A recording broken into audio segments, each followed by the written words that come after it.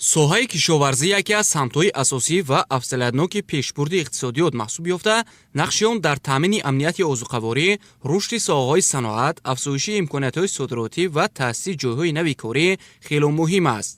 бо мақсади иҷрои дастуру супоришҳои асосгузори сулҳу ваҳдати миллӣ, пешвои миллат, президенти ҷумҳурии Тоҷикистон муҳтарам Эмомалӣ Раҳмон дар вилояти Суғд дар самти рушди соҳаи кишоварзӣ, бахусус васеъ намудани майдони боғу токзори нав таваҷҷӯҳи хоса зоҳир карда шудааст.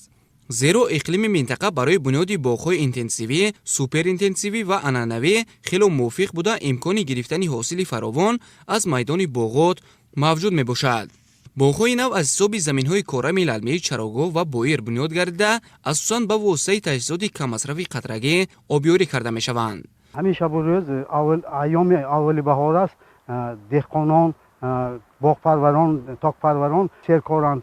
корҳои асосии агротехникие ки аввали баҳор зарур аст, инҳо ба шакл даровардан ва ба буриши санитарии дарахтон мевадиҳандаро ба итмом расонида, коркарди байни қатори заминро анҷом дод бояд диҳанд. бо мақсади таъмини сокинон бо ниҳолҳои гуногуни мевадиҳанда ва ороишӣ, аз ҷониби боғпарварони вилояти Суғд ниҳолҳои ба минтақа мутобиқ ва ҳосилнокияшон ба содирот нигаронда шуда парвариш карда мешаванд.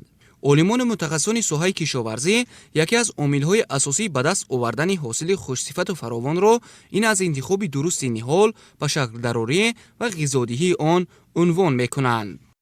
аз тирамоҳ сар карда то аввали баҳор гузаронда мешавад. муҳлати беҳтарин токпурӣ ин аз сеюм декадаи моҳи январ то обдавӣ гузаронда мешавад. ин дар муҳлат гузарондани токпурӣ яке аз ба даст овардани ҳосилнокӣ ба шумор меравад.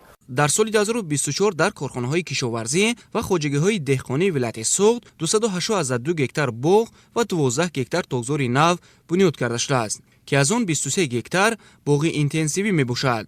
ҳамзамон барқароркунии боғ дар масоҳати 145,7 гектар ва токзор дар масоҳати 18,1 гектар гузаронда шудааст. соли ҷорӣ низ дар назар аст ки майдони боғу токзор босам васеъ карда шавад.